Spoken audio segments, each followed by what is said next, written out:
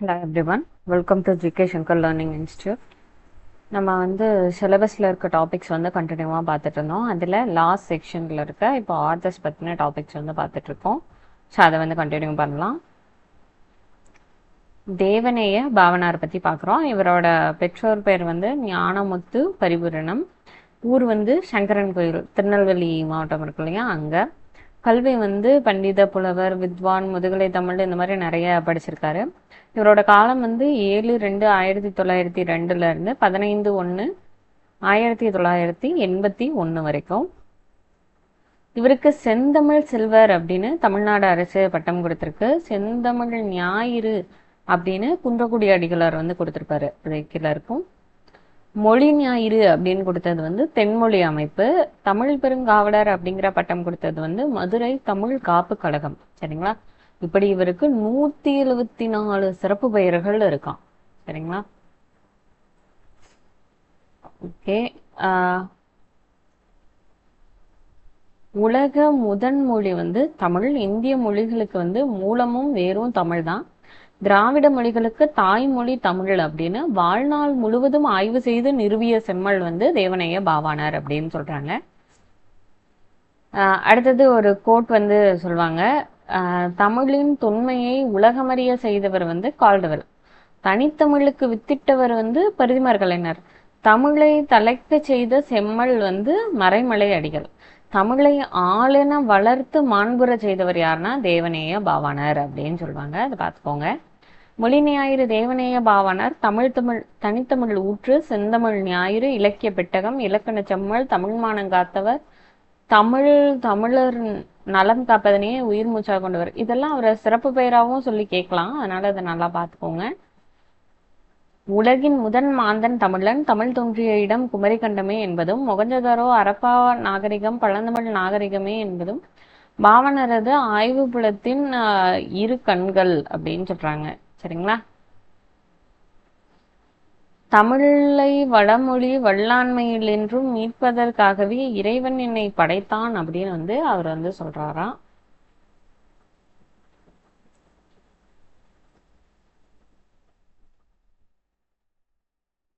தேவநேசன். ஆக்சுவலா இது அவரோட ஆசிரியர் வச்சிருப்பாரு.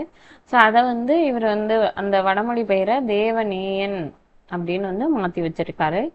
பாவாணர் தமிழ் வரலாறு, முதல் தாய்மொழி, தமிழ்நாட்டு விளையாட்டுகள், தமிழர் திருமணம், வடமொழி வரலாறு, தமிழரோட மதம், மண்ணிலே விண், பண்டைய தமிழர் நாகரிகமும் பண்பாடும், உயர்தர கட்டுரை இலக்கணம், சொல்லாராய்ச்சி கட்டுரைகள், திருக்குறள், மரபுரை, இந்த மாதிரி 143 நூல்களை படைச்சிருக்காரு.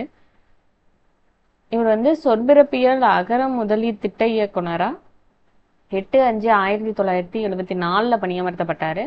மேலும் 200க்கும் மேற்பட்ட ஆய்வு கட்டுரைகள் எழுதியிருக்கிறாரு. 1985ஆம் ஆண்டு தேவநேய பாவாணரோட செந்தமிழ் சொற்பிறப்பியல் பேர் அகர முதலியின் முதல் தொகுதி வெளிவந்திருக்கு. இதன் 2வது தொகுதி 1993ஆம் ஆண்டு வெளியாகிருக்கு.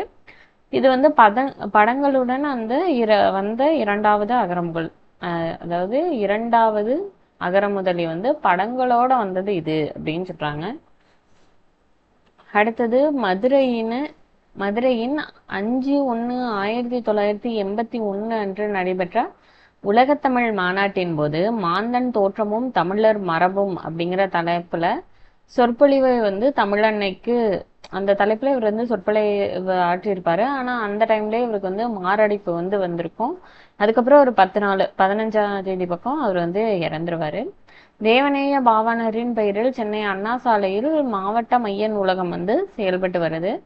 இவர் படித்து பணியாற்றிய ராஜபாளையத்திற்கு அருகில் உள்ள முரம்பு அப்படிங்கிற இடத்துல பாவாணர் மாவட்டம், அவர்தான் முழு உருவ சிலை, அவரோட பெயர்ல நூலகம், இதெல்லாம் அமைக்கப்பட்டிருக்கான்.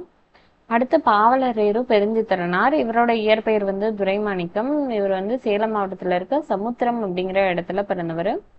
இவரோட பெற்றோர் துரைசாமி குஞ்சம்மாள். இவங்களோட காலம் 10-3-1933 இருந்து 11-6-1995 வரைக்கும். இவர் இயற்றிய நூல்கள் கனிச்சாறு, ஐயை, கொய்யாக்கனி, பாவிய கொத்து, நூறாசிரியம், பள்ளி பருவைகள், இன்னும் மகபுகு வஞ்சி, இந்த மாதிரி நூல்கள்லாம் இவர் இயற்றியிருக்காரு. 35 நூல்கள். இவரோட இதழ்கள் பார்த்துக்கோங்க. தென்மொழி, தமிழ்ச்சிட்டு, தமிழ்நலம். இந்த தமிழ்ச்சிட்டுலாம் வந்து குழந்தைகளுக்காக நடத்திய இதழ் மாதிரி சொல்லியிருப்பாங்க. அடுத்து பெருஞ்சித்திரனார் பாவேந்தர் பாரதிதாசனோட தலை மாணாக்கரா இருந்தவர். கொட்டுங்கடி கும்மி கொட்டுங்கடி இளங்கோதையரே கும்மி கொட்டுங்கடி நிலம் எட்டு திசையிலும் செந்தமிழின் புகழ் எட்டிடவே கும்மி கொட்டுங்கடி. இது வந்து நமக்கு புக்ல இருக்க பாடல் தான். இதுக்கு கீழே இன்னும் 2 பேராகிராஃபும் இருக்கும், அதையும் நல்லா படிச்சுக்கோங்க. அடுத்து 10th புக்ல இருக்கும் இல்லையா, அந்த பாடல் வந்து இது. அன்னை மொழியே அழகார்ந்த செந்தமிழே முன்னைக்கு முன்னை முகிழ்த்த நறுங்கனியே கன்னிக்குமரி கடல் கொண்ட நாட்டிடையில் வன்னி அரசு இருந்தா மண்ணுலக பேரரசே. இதுலயும் இன்னும் பேராகிராஃப்ஸ் இருக்கும், ஸோ அதையும் வந்து பார்த்து வச்சுக்கோங்க. இவரோடது இன்னொன்று முக்கியமான பழைய புக்கில் இருக்க கோட் வந்து இந்த கோட். இது ப்ரீவியஸ் இயர் கொஸ்டின்ல கேட்டிருப்பாங்க. வீருடை செம்மொழி தமிழ்மொழி உலகம் மேரூன்றிய நாள் முதல் உயிர்மொழி அப்படின்னு சொல்லியிருப்பாரு. இது பழைய 10th புக்கில் இருக்கும். அடுத்து ஜியு போப். இது வந்து ஜார்ஜ் யுக்லோ போப் அப்படிங்கிறது தான் ஜியு போப் அப்படின்னு சொல்லியிருக்காங்க. இவர் 1820 பிரான்ஸ் நாட்டில் எட்வர்ட் தீவில் வந்து பிறந்திருக்காரு. இவங்களோட பெற்றோர் வந்து ஜான் போப், கேத்ரின் யுலாப் அப்படிங்கிறவங்க. அடுத்தது போப்போட தமையனார் வந்து ஹென்றி. இவர் வந்து என்ன பண்றாரு அப்படின்னா, தமிழகத்துல வந்து கிறிஸ்துவ அந்த சமயப்பரப்பு மிஷினரிஸ் இருக்கும் இல்லையா, ஸோ அதில் வந்து சமயகுருவா இருந்திருக்கிறாரு. அதை வந்து போப்போ வந்து விரும்பியிருக்காரு. அதனால தன்னோட 19வது அகவையில சென்னையில சமய பணியாற்ற இவர் வந்து தேர்ந்தெடுக்கப்படுறாரு. 1839ஆம் ஆண்டுல பாய்மர கப்பல்ல சென்னை வந்து சேர்றாரு. அந்நாளில் அவர் தமிழும் வடமொழி நூல்களும் கற்றார். அவருக்கு தமிழ் கற்பித்தவர் வந்து ராமானுஜ கவிராயர்.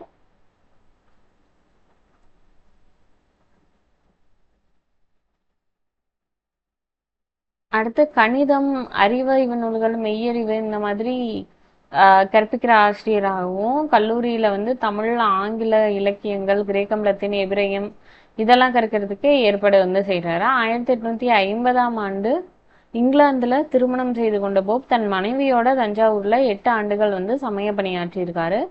இந்தியன் சிகிச்சை, இந்தியாவோட தொல்பொருள் ஆய்வு முதலான ஏடுகள்ல வந்து ஆராய்ச்சி கட்டுரைகள்ல வந்து எழுதியிருக்கிறாரு. அதில் புறநானூற்று பாடல்களும் புறப்பொருள் வெண்பாமாலை திணை விளக்கங்களும் தமிழ் புலவர் வரலாறும் இடம்பெற்றிருக்கு அப்படின்னு சொல்றாங்க.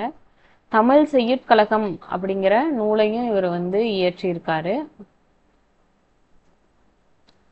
வினா விடை முறையில் குழந்தைகளுக்கு ஒரு இலக்கண நூலை வந்து எழுதியிருக்காரு. அது இல்லாமல் பெரியவர்கள் கற்கும் வகையில் இலக்கண நூல் ஒன்றையும் எழுதியிருக்காரு. தமிழ் ஆங்கில அகராதி ஒன்றும், ஆங்கிலம் தமிழ் அகராதி ஒன்றையும் போப் வந்து வெளியிட்டிருக்காரு. 1858ஆம் ஆண்டு உதகமண்டலம் ஊட்டி இருக்கு இல்லையா, அங்கே போன அவர் வந்து பள்ளி ஒன்றை தொடங்கி அதன் ஆசிரியராகவும் பணியாற்றியிருக்காரு. தாயகம் திரும்பிய போப் 1885 இருந்து 1908 ஆண்டு வரை 23 ஆண்டுகள் இங்கிலாந்து பல்கலைக்கழகத்துல தமிழ், தெலுங்கு வந்து கற்பிச்சிருக்காரு. திருக்குறளை வந்து ஆங்கிலத்துல முழுமையா வந்து மொழிபெயர்த்தவர் இவரு தான்.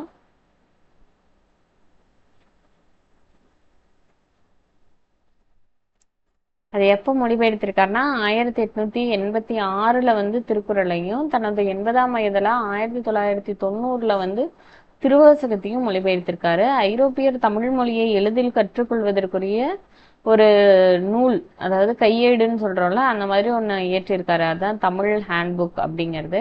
பள்ளிக்கூடங்களில் தாய்மொழி கல்வியை பயன்படுத்த இவர் வந்து வலியுறுத்தியிருக்காரு. தனது இறுதி காலத்துல புறப்பொருள் வெண்பாமாலை, புறநானூறு, திருவருட்பயன், நாலடியார் இந்த மாதிரி நூல்களை பதிப்பித்தல் பணியில ஈடுபட்டிருக்காரு. திருக்குறளை வந்து இயேசுநாதரின் இதய ஒளி அப்படின்னும், மலை உபதேசத்தின் எதிரொலி அப்படின்னும் புகழ்ந்திருக்காரு.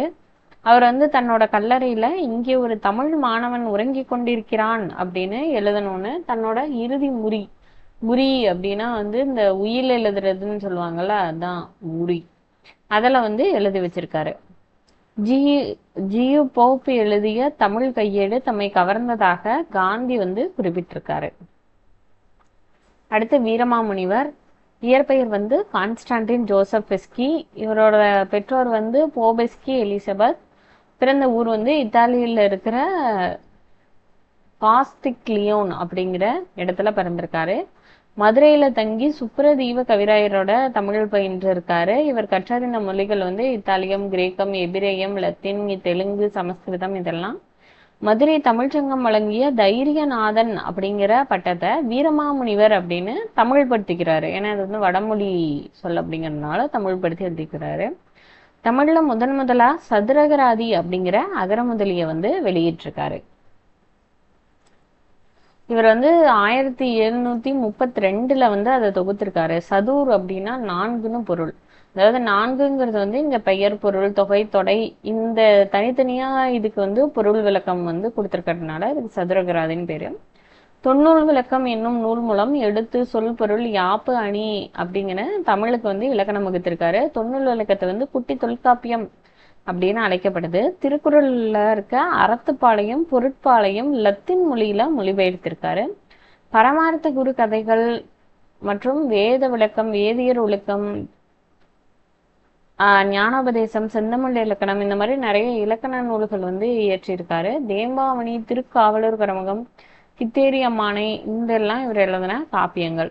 தேம்பாவணி காவலூர் கரமகம் கதம்ப மாலையாக காட்சியளிக்கிறது. தொன்னூல் வந்து பொன்னூலாக இலங்குகின்றது.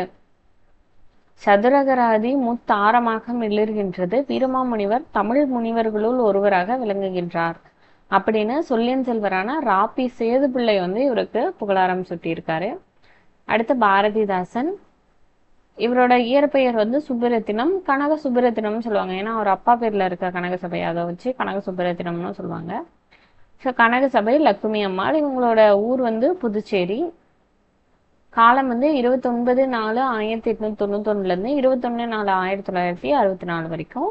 இவரோட சிறப்பு பெயர்கள் பாவேந்தர், புரட்சி கவிஞர், தமிழ்நாட்டின் ரசூல் கம்சுதேவ் இந்த மாதிரி நிறைய சிறப்பு பெயர்கள் அவருக்கு இருக்கு. இவரோட இயற்றிய நூல்கள் பாருங்க: பாண்டியன் பரிசு, குடும்ப விளக்கு, இருண்ட விடு, அழகின் சிறப்பு, கண்ணகி புரட்சி காப்பியம், அடுத்தது குறிஞ்சி திட்டு, தமிழ் இயக்கம் இதெல்லாம். இவர் வந்து பெண் கல்வி, கைம்பெண் மறுமணம், பொது உடைமை, பகுத்தறிவு இந்த மாதிரி கருத்துக்கள் வந்து அவருடைய நூல்கள்ல நிறைய வந்து வெளிப்பட்டிருக்கு. இவர் வந்து பாரதியாரின் கவிதைகள் மீது கொண்ட பற்றின் காரணமாக தான் தன்னுடைய பெயரையே எப்படி மாத்திருப்பாரு, பாரதிதாசன் அப்படின்னு மாத்திருப்பாரு. பாரதிதாசன் எழுதிய வாழ்வினுள் செம்மையை செய்பவள் நீயே அப்படிங்கிற பாடலை வந்து புதுச்சேரி அரசு வந்து இப்ப வந்து தன்னோட வாழ்த்து பாடலா வந்து வச்சிருக்காங்க. அடுத்து குயில் அப்படிங்கிற இலக்கிய இதெல்லாம் நடத்திருக்காரு. தமிழ்நாடு அரசு அவரோட பேர்ல திருச்சியில ஒரு பல்கலைக்கழகத்தை நிறுவியிருக்கு. தமிழில் முதலாக அமைதி அப்படிங்கிற தலைப்புல உரையாடல் இல்லாத ஒரு மௌன நாடகத்தை 1946 பாரதிதாசன் எழுதியிருக்காரு. இந்நாடகம் 16 காட்சிகளை கொண்டதா இருக்கு. இவருடைய பிசிராந்தையார் அப்படிங்கிற நாடக நூலுக்கு சாகித்ய அகாடமி விருது வழங்கப்பட்டிருக்கு. இது ரொம்ப ரொம்ப இம்பார்ட்டன்டான கொஸ்டின். ஏன்னா அடிக்கடி கேட்டுக்கிட்டே இருக்காங்க. இதுக்கு முன்னாடி கூட பிசிராந்தையார் 2019 கேட்டதுல பிசிராந்தையார் அப்படிங்கிறது என்ன நூல் அப்படின்னு கேட்டிருந்தாங்க. அது ஒரு நாடக நூல், அதையும் நல்லா பார்த்து வச்சுக்கோங்க. இவர் எழுதிய குடும்ப விளக்கு என்னும் நூல் கற்ற பெண்களோட சிறப்பை பத்தி சொல்லுது. இருண்ட வீடு அப்படிங்கிற நூல் பல்லாத பெண்களோட இழிவை பத்தி சொல்லுது. இவர் வந்து திருக்குறளுக்கும் வந்து உரை எழுதியிருக்காரு. மேற்கூறுகள் பாருங்க: கல்வி இல்லாத பெண்கள் கலர் நிலம், அந்நிலத்தில் புல் விளைந்ததெல்லாம் நல்ல புதல்வர்கள் விளைவதில்லை அப்படின்னு பாடியிருக்காரு. தமிழுக்கு அமுதன் பேர், இன்ப தமிழ் எங்கள் உயிருக்கு நேர். அடுத்தது தமிழின் தொன்மையை இகழ்ந்தவனே என் தாய் தடுத்தாலும் விடமாட்டேன் அப்படின்னு சொல்லியிருக்காரு. எங்கள் வாழ்வும் எங்கள் வளமும் மங்காத தமிழ் என்று சங்கே முழங்கு அப்படின்னு சொல்லியிருக்காரு. ஓடப்பராய் இருக்கும் ஏழையப்பர் உதயப்பர் ஆகிவிட்டால் ஒரு நொடிக்குள் ஓடப்பர் உயரப்பர் எல்லாம் மாறி ஒப்பப்பர் ஆகிடுவார் உணரப்பாணி அப்படின்னு பாடியிருக்காரு. நல்லதொரு குடும்பம் பல்கலைக்கழகம் அப்படின்னு சொல்றவர் அவர் தான்.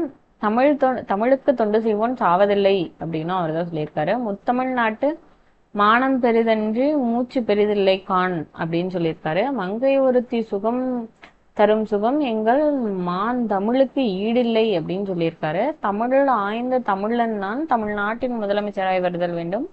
புதியதோர் உலக செய்வோம், கெட்ட போரிடும் உலகத்தை வேரோடு சாய்ப்போம். அடுத்து பெண்ணினில் பேதை என்ற எண்ணம் இந்நாட்டில் இருக்கும் வரை உருப்படல் என்பது சரிப்படாது அப்படின்னு சொல்லியிருக்காரு. வாழ்வினில் செம்மையை செய்பவள் நீயே, அதை முன்னையே பார்த்தோம். உடல் மண்ணுக்கு உயிர் தமிழுக்கு என்ற கொள்கையை உயிர் மூச்சாக கொண்டவர். இணையில்லை முப்பாலுக்கு இந்நிலத்தே அப்படின்னு பாடியிருக்காரு. பொதுமறையான திருக்குறளில் இல்லாததில்லை அப்படின்னு திருக்குறளை வந்து போற்று புகழ்ந்திருக்காரு. தமிழ் தொண்டு செய்வோன் சாவதில்லை, அதை முன்னைய பார்த்தோம். அடுத்து புரை தீர்ந்த வாழ்வினை அழைத்து செல்லாதில்லை பொதுமறையான திருக்குறளில் அப்படின்னு பாடியிருக்காரு. கண்ணல் பொருள் தரும் தமிழே நீ ஒரு பூக்காடு நான் ஒரு தும்பி அப்படின்னு தமிழ் காதல் கொண்டு வாழ்ந்தவர்.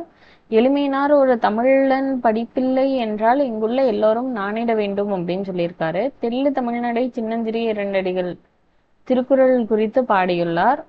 அடுத்து வந்து சூரிய ஒளி பெறாத செடியும் பகுத்தறிவு ஒளி பெறாத சமுதாயமும் வளர்ச்சி அடையாதுன்னு சொல்லியிருக்காரு. தேனுக்கும் செந்தமிழே நீ கனி நான் கிளி அப்படின்னு பாடியிருக்காரு. எங்கள் பகைவர் எங்கோ மறைந்தார். அடுத்து வந்து இருட்டறையில் உள்ளதடா உலகம், இது எல்லோருக்கும் எல்லாம் நின்றிருப்பதான இடம் நோக்கி நகர்கின்றது வையம் அப்படின்னு பாடியிருக்கிறாரு.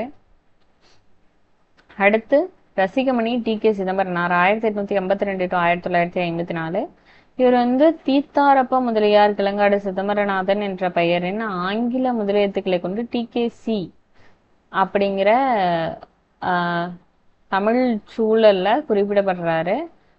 காலம் முன்ன பார்த்தோம். இவரோட பெற்றோர் வந்து தீத்தாரப்ப முதலியார், மீனாம்பாள், ஊர் வந்து ஸ்ரீவில்லிபுத்தூர், சிறப்பு பெயர் வந்து ரசிகமணி. இவர் கடித இலக்கியத்தின் முன்னோடி, தமிழிசை காவலர், வளர்தமிழ் ஆவலர், குற்றால முனிவர், இந்த மாதிரி பலவாரா புகழப்படுறாரு. ஆரம்ப கல்வியை தென்காசியிலும் உயர்நிலை கல்வியை திருநெல்வேலியிலும் முடிச்சிருக்காரு. இது சென்ட் ஜோசப் கல்லூரியில FE முடிக்கிறாரு. 1905 முதல் பட்டப்படிப்பை சென்னை கிறித்துவ கல்லூரியில் படித்த பின் சட்டப்படிப்பை வந்து BL படிக்கிறாரு திருவனந்தபுரத்துல. சென்னை கிறித்துவ கல்லூரியில் பயில்கையில் தமிழ் பேரவை தலைவராக பணியாற்றினார். மதுரை 4ஆம் தமிழ்ச்சங்கம் நிறுவிய பாண்டித்துரை தேவருக்கு தமிழ் பேரவை சார்பில் வரவேற்பு நிகழ்ச்சி நடத்தி ஒருங்கிணைக்கிறாரு. வழக்கறிஞர் தொழில் செய்தவர். வட்டத்தொட்டி அப்படிங்கிற பெயர்ல இலக்கிய கூட்டங்கள் வந்து நடத்தி வர்றாரு. அது ரொம்ப முக்கியம். இவரோட நூல்கள் பார்த்துக்கோங்க. அற்புதரசம், இதய ஒளி, கம்பரியார், இதெல்லாம் ரொம்ப முக்கியம். அவர் பதிப்பிச்ச நூல்களும் பார்த்துக்கோங்க. அடுத்தது தமிழில் எல்லாம் உண்டு, தமிழின் கவிச்சுவைக்கு ஈடும் இல்லை இணையும் இல்லை, தமிழரால் அறிவியல் மட்டுமன்று அனைத்து இயல்புகளையும் கற்க முடியும் அப்படின்னு சான்றுகளோடு எடுத்து சொன்னவர் வந்து பெருந்தகை ரசிகமணி டி.கே. சிதம்பரனார். இவர் தன்னுடைய இலக்கியத்தன்மையில் தமிழுக்கும் தமிழருக்கும் புத்துணர்வு ஊற்றியவர். இவரோட வீட்டுல எப்படி இருப்பாங்கன்னா, அந்த வட்ட தொட்டின்னு பார்த்தோம்ல, அப்படின்னா வட்டமான ஒரு தொட்டி கட்டுல, அதாவது அந்த மாதிரி ஒரு ஷேப்ல ஞாயிறு தோறும் 5 மணிக்கு வந்து ஒரு கூட்டம் கூட்டி இலக்கியத்தை பற்றி பேசுவாங்க. அதுதான் வட்டத்தொட்டி அப்படின்னு வந்து பெயர் பெற்றிருக்கு. டி.கே.சி இலக்கியங்களின் நயங்களை சொல்ல சொல்ல கூட்டத்தில் உள்ள அனைவரும் தங்களை மறந்து இலக்கியத்தில் திளைப்பர். தமிழின் இனிமை என்பது மட்டும் அவர்கள் உள்ளங்களில் நிறைந்திருக்கும். வழக்கறிஞராக தொழில் புரிவதை விட தமிழ் இன்பத்தில் திளைப்பதையே டி.கே.சி வந்து விரும்பியிருக்காரு. தமிழ் கலைகள், தமிழ் இசை, தமிழ் இலக்கியம் ஆகியவற்றின் சுவையையும் மேன்மையையும் தனித்தன்மையையும் எடுத்து சொன்னார். கடிதங்களிலும் அவற்றையே இவர் வந்து விரும்பி எழுதியிருக்கிறாரு. அடுத்து வந்து அவர் தம் கடிதங்கள் இலக்கிய தரம் கொண்டு இருக்கு. அதனாலதான் கடித இலக்கியத்தின் முன்னோடி அப்படின்லாம் அவரை பாராட்டுறோம். அதுக்கப்புறம் அவர் வந்து முத்துள்ளாயிரத்துக்கும் கம்பராமாயணத்துக்கும் எழுதிய உரைகள் வந்து ரொம்ப சிறப்பு மிகுந்ததா இருக்கு. சென்னை மாநில மேலவையின் உறுப்பினராகவும் அறநிலையத்துறையோட ஆணையராகவும் திகழ்ந்த டி.கே.சி இயற்றிய இலக்கிய ஒளி தமிழ் அழகியலை வெளிச்சப்படுத்தியது அப்படின்னு அவரை பத்தி புகழ்ந்து சொல்லியிருக்காங்க. அடுத்து வந்து குன்றக்குடி அடிகளார். இவங்களோட பெற்றோர் வந்து சீனிவாசம் பிள்ளை, சொன்னத்தம்மாள். இவங்க வந்து தஞ்சை மாவட்டம் மயிலாடுதுறை அடுத்துள்ள திருவாலபுத்ரா அருகே நடுத்திட்டு அப்படிங்கிற இடத்துல பிறந்திருக்காங்க. 1925 ஜூலை 11 பிறந்திருக்காரு. இயற்பெயர் வந்து அரங்கநாதன். மக்கள் பணியையே இறைப்பணியாக எண்ணி தம் வாழ்நாள் முழுவதும் தொண்டு செய்தவர் குன்றக்குடி அடிகளார். குன்றக்குடி திருமணத்தின் தலைவராக விளங்கிய இவர் தமது பேச்சாலும் எழுத்தாலும் இறை தொண்டும் சமூக தொண்டும் இலக்கிய தொண்டும் ஆற்றியவர். திருக்குறள் நெறியை பரப்புவதை தன்னா வாழ்நாள் கடமையா கொண்டவர். அது ரொம்ப முக்கியம். சரிங்களா? குன்றக்குடி இளைய ஆதீனமாக பதவியேற்ற பின் தூசா துரைசாமி குருக்களிடம் சமஸ்கிருதமும் ஆகமங்களும் கற்றுக்கொண்டார். தன்னோட 17.5 வயதுல 1942 இறுதியில தருமபுரி ஆதீனத்திடமிருந்து யாத்திரை காட்சாயம் என்னும் முதல் நிலை துறவை பெற்றுக்கொண்டார். அப்போது அவருக்கு கந்தசாமி பரதேசி என்று பெயர் மாற்றம் செய்யப்பட்டது. தருமபுரத்தில் மடத்தில் துறவியாக ஆன பின் 1945 to 48 தமிழ் கற்று வித்வான் பட்டம் வந்து பெறாரு.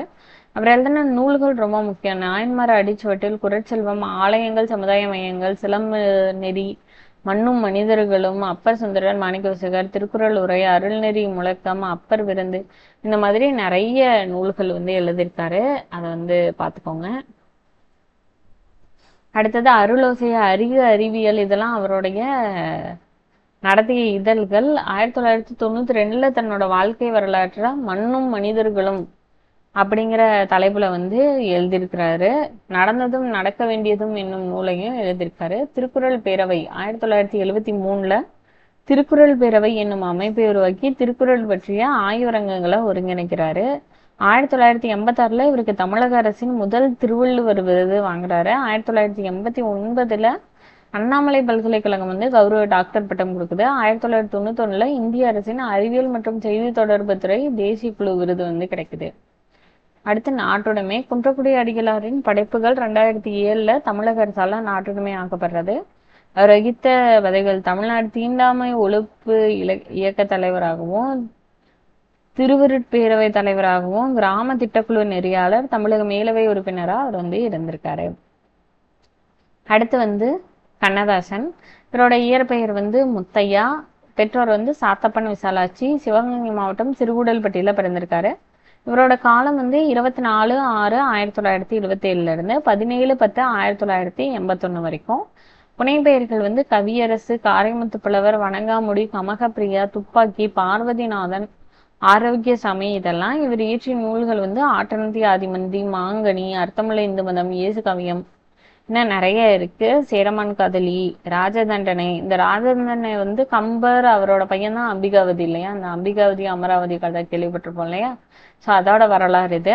1000 தீவு, அங்கையர்கண்ணி, அடுத்து வந்து வேளங்குடி திருவிழா, இதெல்லாம் இவர் இயற்றிய நாவல்கள். அடுத்து 1949ஆம் ஆண்டு கலங்காதிரு மனமே அப்படிங்கிற பாடல வந்து எழுதி திரைப்பட பாடலாசிரியர் ஆகிறாரு. சேரமான் காதலி புதினத்திற்காக சாகித்ய அகாடமி விருது வாங்குறாரு. அரசவை கவிஞரா இவர் வந்து இருந்திருக்காரு. நடத்திய இதழ்கள் பாருங்க: கண்ணதாசன், திரை, தென்றல், முல்லை, கடிதம், தமிழ்மலர், திருமகள், சண்டமாரதம், இதெல்லாம். அடுத்து காயிதே மில்லத். இவரோட இயற்பெயர் வந்து முகமது இஸ்மாயில். திருச்சியில இருக்க தூய வாழ்நாள் கல்லூரியில வந்து படிக்கிறாரு. அடைமொழி வந்து கண்ணியமிகு. எளிமையின் சிகரமா இவர் வந்து இருக்கிறாரு. இவர் ஒரு பொது நிகழ்ச்சிக்கு வந்தா கூட அப்ப வந்து பொது போக்குவரத்தை தான் பயன்படுத்துவாராம். அவருக்கு அன்பளிப்பா அளிச்ச அந்த மகிழுந்த கூட கல்லூரி பயன்பாட்டுக்கு பரிசீலிச்சிடுறாரு. அந்த காலத்திலேயே மனக்கொடை வாங்குற திருமணத்துல நான் கலந்துக்க மாட்டேன் அப்படின்னு வந்து சொல்லியிருக்கிறாரு. சொந்த பயன்பாட்டுக்காக அலுவலக சொத்தை பயன்படுத்தக்கூடாது அப்படின்னு அறிவிச்சிருக்காரு. அதே போல ஆட்சி மொழியாக தமிழ் தான் வரணும், திராவிட மொழிகள்ல மிகவும் செறிவான மொழி தமிழ் தான் அப்படின்னு அவர் வந்து சொல்லியிருக்கிறாரு. நாடாளுமன்றத்திலேயே வந்து இதை பத்தி வந்து பேசியிருக்கிறாரு. இவர் வந்து ஒத்துழையாமை இயக்கத்துல காயிதே மில்லத் கலந்து கொள்ள வேண்டுகோள் எடுத்தவர் காந்தியடிகள். காயிதே மில்லத்திடம் விடுதலை வேட்கையை ஏற்படுத்தியவர் வந்து காந்தியடிகள். அடுத்து வந்து மில்லத் வந்து ஒத்துழையாமை இயக்க போராட்டத்துல அதனால கலந்துக்கிறாரு. 1946 to 52 வரை மாகாண சட்டப்பேரவை உறுப்பினரா இருக்காரு. சென்னை மாகாண சட்டப்பேரவை உறுப்பினராகவும் இருந்திருக்காரு. இவர் வந்து இந்திய அரசியலமைப்பு குழுவில் உறுப்பினராகவும் இருந்திருக்காரு. அடுத்து வந்து இந்தியா சீனா இடையான போர் வந்து 1962ல நடக்குது. அந்த டைம்ல வந்து ஜவஹர்லால் நேரு பிரதமரா இருக்காரு. அப்ப வந்து தன்னோட மகனை இராணுவத்திற்கு அனுப்புறேன் அப்படின்னு சொல்லி நேருவுக்கு வந்து கடிதம் எழுதியிருப்பாரு. காயிதே மில்லத் என்னும் சொல்லின் பொருள் வந்து சமுதாய வழிகாட்டி. இந்த இது வந்து ஒரு அரபு மொழி சொல் இந்த காயிதே மில்லத் அப்படிங்கிறது. அடுத்து கல்விக்கு வந்து இவர் ரொம்ப உறுதுணையா இருந்திருக்காரு. கல்வி மிகுந்திடல் கழிந்திடும் மடமை அப்படிங்கிற சொல்லுக்கு ஏற்ப நிறைய கல்வி நிறுவனங்களை நிறுவியிருக்காரு. ஜமால் முகமது கல்லூரி அப்படின்னு திருச்சியில தொடங்கியிருக்காரு. ஃபருக் கல்லூரி வந்து கேரளால தொடங்கியிருக்காரு. அடுத்தது கனிமங்கள் தொழில்துறை திட்டங்கள் வளர இவர் காரணமா இருந்திருக்காரு. இவர் பெயர்ல வந்து நாகை மாவட்டத்தை குறிப்பா சொல்றாங்க. காயிதே மில்லத்தின் அடைமொழி வந்து கண்ணியமிகு.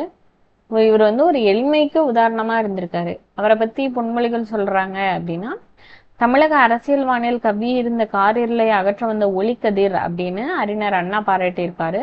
இப்படிப்பட்ட தலைவர் கிடைப்பது அரிது, அவர் ஒரு உத்தமமான மனிதர் அப்படின்னு பெரியார் வந்து குறிப்பிட்டிருக்காரு. தாராபாரதி. இவங்களோட பெற்றோர் வந்து துரைசாமி புஷ்பம்மா, சந்தானலட்சுமி அவங்க மனைவி பேரு. சிறப்பு பேர் வந்து கவிஞாயிறு. இவங்களுக்கோட மகன்கள் பெயர் கொடுத்துருக்காங்க. பிறப்பு வந்து 26/2/1947. இவரோட ஊர் வந்து குவளை, திருவண்ணாமலை மாவட்டம்.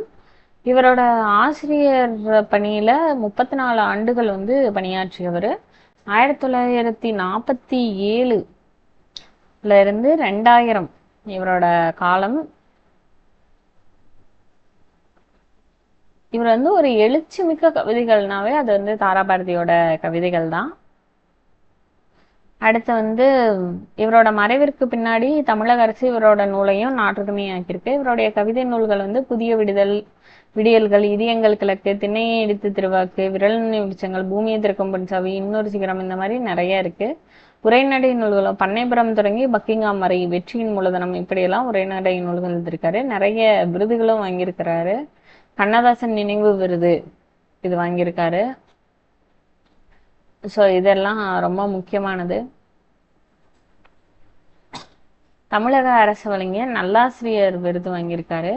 தாராபாரதியோட கவிதைகள் பாருங்க. பாரதம் அன்றைய நாற்றங்கள், புதுமைகள் செய்த தேசம் இது, பூமியின் கிழக்கு வாசல் அது, இது திண்ணையை எடுத்து திருவாக்கு, அடுத்து வெறுங்கை என்பது மூலதனம், உன் விரல்கள் பத்தும் மூலதனம், அப்படிங்கிற கவிதைகளுக்கு உரியவர் இவர். அடுத்து பட்டுக்கோட்டை கல்யாண சுந்தரம். இவர் வந்து பட்டுக்கோட்டை அருகில் இருக்க செங்கப்படுத்தான் காடு அப்படிங்கிறது தான் இவருடைய ஊர். பாவேந்தர் பாரதிதாசனோட அவர்கிட்ட முறையாக பாடம் கற்றவர். அவரால் எனது வலது கை அப்படின்னு அழைக்கப்பட்டவர். படித்த பெண் அப்படிங்கிற திரைப்படத்துக்கு தான் முதல்ல 1954 இவர் வந்து பாடல் எழுதுறாரு.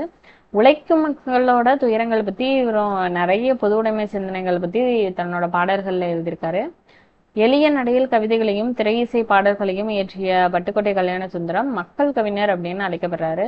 தேனார பாது செங்கதிரும் சாயுது, ஆனால் மக்கள் வயிறு காயுது அப்படின்னு பாடல் வரியை கேட்ட தோழர் ஜீவானந்தம், நீ மீண்டும் பிறந்த பாரதியடா அப்படின்னு வந்து பாராட்டியிருக்காரு.